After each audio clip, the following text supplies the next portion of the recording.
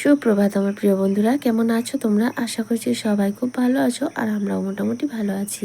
আমি আলপনা, আমার নতুন আরও একটি ব্লগে তোমাদের সবাইকে জানাই অনেক অনেক স্বাগত আর অনেক অনেক ভালোবাসা। আজকে দিনটা হলো সোমবার, ঘড়িতে সময় সকাল 5:30। আজকে 1 জুন স্কুল খোলার কথা ছিল, কিন্তু না, আবারও কালকে নোটিশ দিয়েছে আরও 1 সপ্তাহ ছুটিটা এক্সট্রা করা হয়েছে গরমের জন্য। তো সেই জন্য আজও সকালেই টিউশন যাবে, তাই একটু দেরিতে উঠলেও চলবে, কারণ টিউশন হয় 7টা থেকে, আর স্কুল হলে তখন একটু তাড়াতাড়ি উঠতে হয়। যাই হোক, সেই জন্য ওদেরকে এখনও ডাকিনি, আমি কিন্তু সকালের কাজকর্মগুলো শুরু করে দিয়েছি। যাই হোক, চলো বন্ধুরা, তো আজকে এখন থেকেই তোমাদেরকে সাথে নিয়ে আজকের ভিডিও শুরু করছি। উঠেছি কিন্তু সবার আগেই উঠে ঘরদোরগুলো ঝাড় দিয়ে নিয়েছি। আর এই যে এখন বাসনগুলো মাজা হয়ে গেছে, কাঁচা ধোয়া যা ছিল, অনেকগুলোই কাঁচা ধোয়া ছিল, সেগুলোও করে নিয়েছি। আর সবশেষে কিন্তু বাসনটা মেজে ধুয়ে নিচ্ছি। এরপর শুধুমাত্র নাতাটা দিতে হবে, দিলেই আমার বাসি কাজকর্ম কমপ্লিট হয়ে যাবে। তবে সেটা করব মেয়েকে টিউশন পাঠানোর পর, কারণ এখন বেজে গেছে 6টা 10-15 মতো। তো সেই জন্য মেয়েকে এখন তুলে ওকে খাইয়ে দাইয়ে রেডি করে দিতে হবে। তো যাই হোক, ওদিকে বাসনগুলো ধুয়ে রেখে দিয়েছে, মেয়েকে কিন্তু তুলে দিয়েছি। ও এখন ব্রাশ করছে। আর সকালে তো সেরমভাবে ভারী কিছু খায় না, হয় ছাতু খেয়ে যায় আর না হলে জল বিস্কুট খেয়ে যায়। তো সেই জন্য সকালে এতটা চাপ থাকে না। স্কুল হলে আবার টিফিনের একটা ব্যাপার থাকে, যেহেতু স্কুল নয় টিফিনও দিতে লাগে না। যাই হোক, এদিকে কিন্তু মেয়ে টিউশন চলে গেছে এর মধ্যেই। আর ভিডিওটা একটা না দেখালেও এর মাঝে কিন্তু আমি অনেকটা কিছু কেটে কেটে করেছি আর কি। তখন মেয়েকে রেডি করে খাইয়ে দেয় টিউশন পাঠিয়েছি, তারপরে বাকিটা করে নিচ্ছি। এরপর স্নান টান করে পুজো দিতে হবে। সংসারের কাজের তো আর শেষ নেই, তবে যত কাজই থাক না কেন একটা শান্তি আছে, নিজের ইচ্ছা মতো করতে পারি। নিজের মনের মতো কাজ করা একটা আলাদা রকম শান্তি থাকে।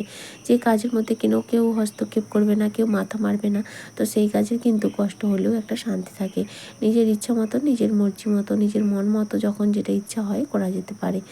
তো যাই হোক, আমিও সেরকমভাবেই করি। এটা হয়তো 5 জনের মাথা ঘামালে একটা অসুবিধেই হতো। একা হাতে আর একা নিজের মতো করে করি বলেই হয়তো সবটা আমার খুব সড়গড়ভাবেই হয়ে যায়।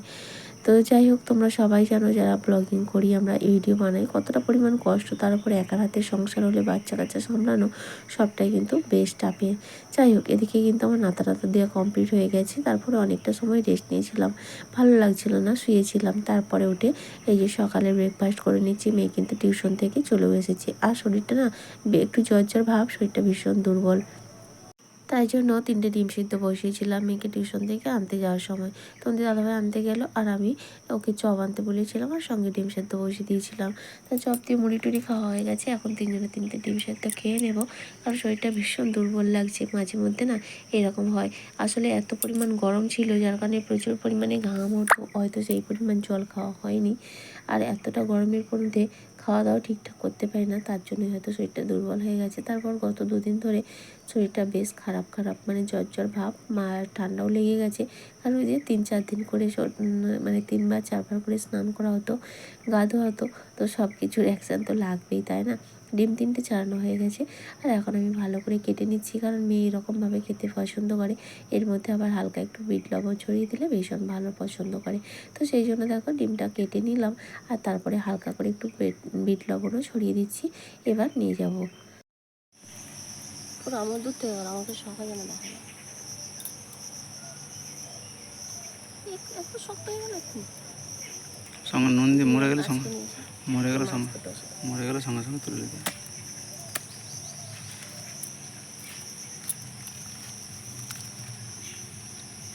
ডিম আছে নিচে করো।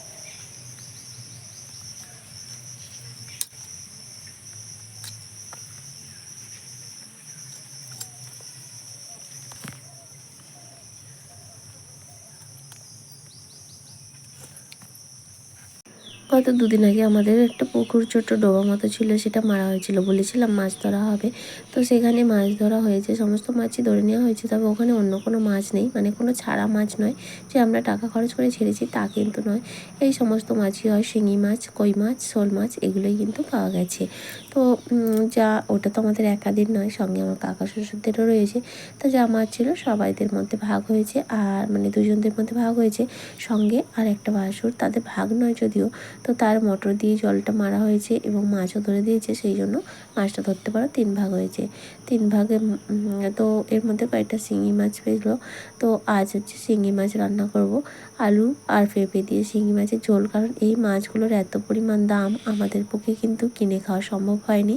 তবে পুকুরে পাওয়াতে কিন্তু একটা মাছও আমরা বিক্রি করছি না, কারণ ঘরে খাবো। কিনে যেহেতু খেতে পারবো না, নিজেদের যেহেতু আছে সেটাকে আর মানে বিক্রিও করবো না। তবে আমরা খাইনি ঠিকই, কিন্তু আমার মেয়ে যখন ছোট ছিল তখন 700-800 টাকা কেজি করে ওর বাবা কিন্তু জানতো শিঙি মাছ কিনে আনতো হাট থেকে যখনই পেত।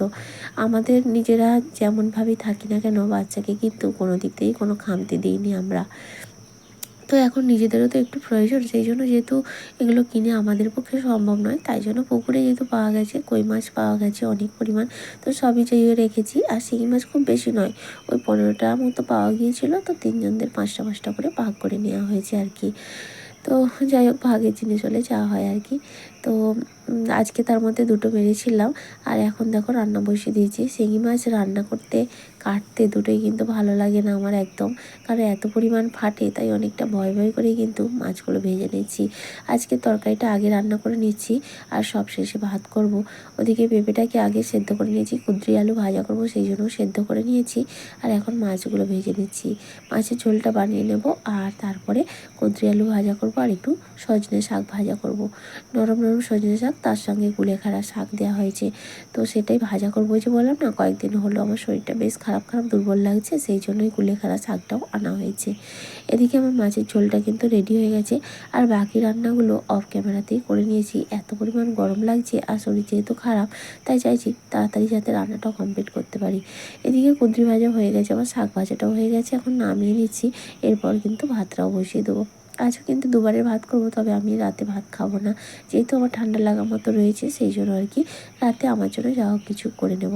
চলো, হাঁড়িতে এখন চালটা তুলে দিয়েছি, এবার একটু ফ্যানের তলায় বসি। এর মাঝে কিন্তু জল এসে গেছে, সমস্ত কাজকর্ম আমার কমপ্লিট হয়ে গেছে। আর এখন দেখো ভাতটাও কিন্তু হয়ে গেছে, এখন ভাতটা নামিয়ে ফ্যান ঝাড়তে দেবো। আর তারপরে কিন্তু আমাদের দুপুরের খাওয়া দাওয়াটাও করে নেব। যাবতীয় যা কাজ ছিল সেগুলো অফ ক্যামেরায় সবটা করে নিয়েছি।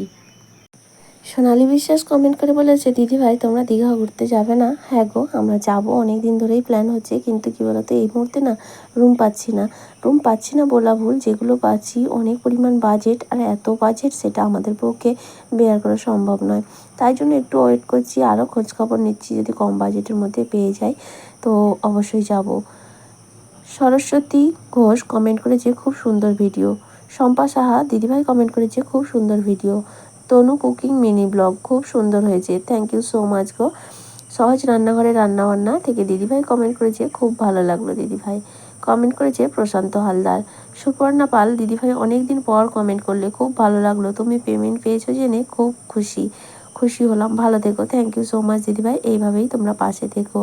নিমাই দাস কন্টাই কমেন্ট করেছে, খুব ভালো লাগলো দিদি, অপেক্ষা করছিলাম ভিডিও দেখার জন্য। থ্যাংক ইউ সো মাচ গো, আগের দিন ভিডিও দিতে পারিনি, আর তুমি বলেছিলে, অবশ্যই আমার শুনে সত্যি ভীষণ ভালো লাগছে যে আমার ভিডিওর জন্য তোমরা অপেক্ষা করো, আর এইভাবেই তোমরা পাশে থেকো গো। এছাড়াও কমেন্ট করেছে অনামিকাস ব্লগ, তোমার নতুন বন্ধু হয়ে গেলাম গো, আশা করছি তুমিও আমার পাশে থাকবে। অবশ্যই থাকবো, আর আমার পরিবারে আসার জন্য অসংখ্য ধন্যবাদ। তোমাদের প্রত্যেককে জানাই অসংখ্য ধন্যবাদ এত সুন্দর সুন্দর কমেন্ট করার জন্য। এর মধ্যে আমার অনেক নতুন বন্ধু এসেছো, তোমাদের সবাইকে আমার চ্যানেলে অনেক অনেক ওয়েলকাম। তোমাদের সঙ্গে কথা বলতে বলতে আমার কাজ কিন্তু অনেকটাই হয়ে গেছে, দুপুর গড়িয়ে বিকেল হয়ে গেছে। তোমাদের দাদাভাই গেছে ডিউটি, মেয়ে ঘুমাচ্ছে, আমি একটু ঘুমাচ্ছিলাম। তোমাদের দাদাভাই বারণ করেছিল যে উঠতে হবে না, ঘুমিয়ে থাকো, কিন্তু একবার ঘুম ভেঙে গেলে কাজের কথা মনে পড়লে আর কি থাকা যায়। তো উঠে জামা কাপড়গুলো গুছিয়ে রেখে দিলাম, আর এই ঘরের বিছানাটা গুছিয়ে সকালে যে বাসনগুলো ধুয়ে রেখেছিলাম সেগুলো এখন গুছিয়ে নেব। তারপরে বিকেলের যেমন কাজকর্ম থাকে, ঘর দোরগুলো ঝাড় দেওয়া, সেগুলোকেও কমপ্লিট করে নেব।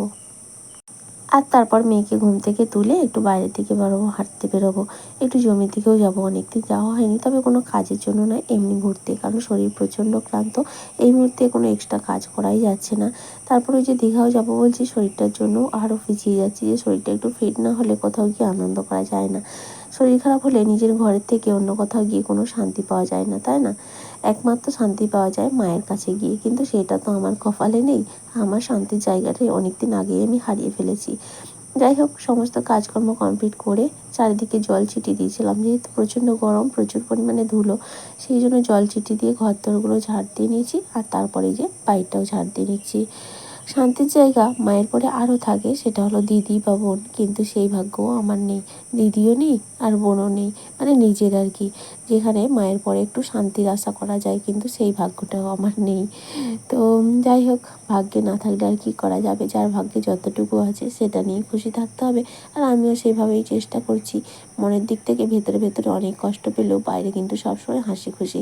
একটা কথা এটা সত্যি, যারা দেখবে বাইরে সবসময় হাসি খুশি, তাদের মনের মধ্যে কিন্তু অনেক বেশি কষ্ট থাকে। আসলে তারা সেটা কারো কাছে প্রকাশ করতে পারে না বা পারেও না, আর আমরা বুঝতেও চাই না, তাই না? চলো, আজকের মতো টাটা।